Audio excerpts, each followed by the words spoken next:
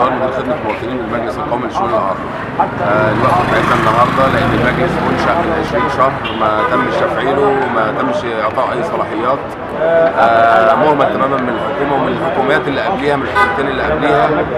النهارده احنا بقى لنا 20 شهر الناس اللي شغالين فيه ما تمش تقنين اوضاعها، ما قدرش يقدم خدمه حقيقيه لذوي الاعاقه لان هو مش واخد اي صلاحيات.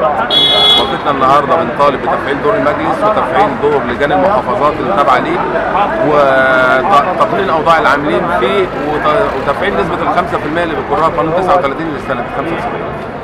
عايز حقي، عايز حقي، عايز حقي، عايز حقي يا ابراهيم، يا ابراهيم، يا ابراهيم، يا ابراهيم، خلاص زهقنا من التحميش. يا ابراهيم، يا ابراهيم، يا ابراهيم، يا ابراهيم، يا ابراهيم، فين حقوق المعوقين؟ فين حقوق المعوقين؟ أنا سعيدة علي، موظفة بالمجلس القومي لشؤون الإعاقة، وطالب إن إحنا تعبنا خالص جدا من التهميش، يعني خلاص كده كفاية قوي.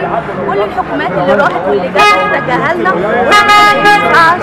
إحنا ميزانية الدولة 300 مليار، لو هناخد نص في المية يعني يساوي مليار ونص. مليار ونص يحل مشاكل كتير جدا من المعاقين. إحنا حوالي 15 مليون معاق، فيها لا يستهان بها أبدا. إحنا قوة حقيقية، وقلنا كتير مرارا وتكرارا إحنا قنبلة موقوتة، لو انفجرت بجد هتنفجر انفجار فظيع. فيا ريت تلحقوا القنبلة ديت قبل ما تنفجر لأن إحنا خلاص كده فاض بينا. يا حكومة ليه ساكتين في حقوق المعاقين؟ يا حكومة ليه ساكتين على حقوق المعاقين؟ يا حكومة ليه ساكتين في حقوق المعاقين؟ يا حكومة ليه ساكتين في حقوق المعاقين؟ يا حكومة ليه ساكتين في حقوق المعاقين؟ يا حكومة ليه ساكتين في حقوق المعاقين؟ عانينا بجمع 15 سنه من التهميش في الدوله، ما حدش بيسمع لنا وما حدش بيبص لنا، واحنا الاسر بتاعتنا متحطمه.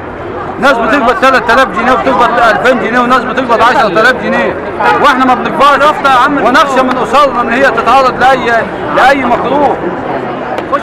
حضرتك ان بروح المحافظه ما حدش بيسمع لنا، ما فيش اي مسؤول بينزل يسمع لنا. ما بينزلش ولا ما بعبرش المعوقين.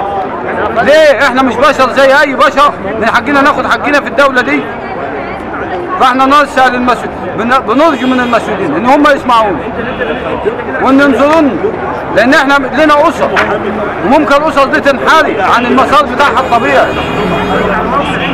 انت عندي كلمه مختصره والله، يعني الناس عايزين يعرفوها هل يا ترى ان العالم دي فيها حد ولا مش عارف؟ العالم ديت انت كنت بتكتب لها في الدستور عشان تكسب شعبيه ولا عشان تكسب نفسك؟ العالم ديت انت كنت بتقول عشان نأيده نعم، وبعد ما كلمه نعم كله على ارض الواقع كان مفيش حاجه. العالم ديت لغايه الان عامل زي واحد عطشان وبروح في الاخر بيلاقي سراب. حكومه بتبدل حكومه وهو نفس الوعود اللي بياخدوها، كأن اللي مكتوب اليمين، كأن اليمين اللي بيحلفوه ان هم يخدروا العالم دي. اليمين اللي هم حالفينه ان هم يخدر الناس. العالم ديت مبنيه على المصالح. الناس ديت عايزين يشوفوها هل لنا حد ولا مالناش. الراجل اللي انت عايز تكسب له شعبيه وتكسب له تأييد، فين الاتفاقيه الدوليه وفين التوقيع اللي مصر موقعه عليه؟ فين هو؟ العالم دي مش لاقيه تاكل. ما فيش، الناس بتسكن في قصور والعالم دي مش لاقيه تسكن حتى في الشارع.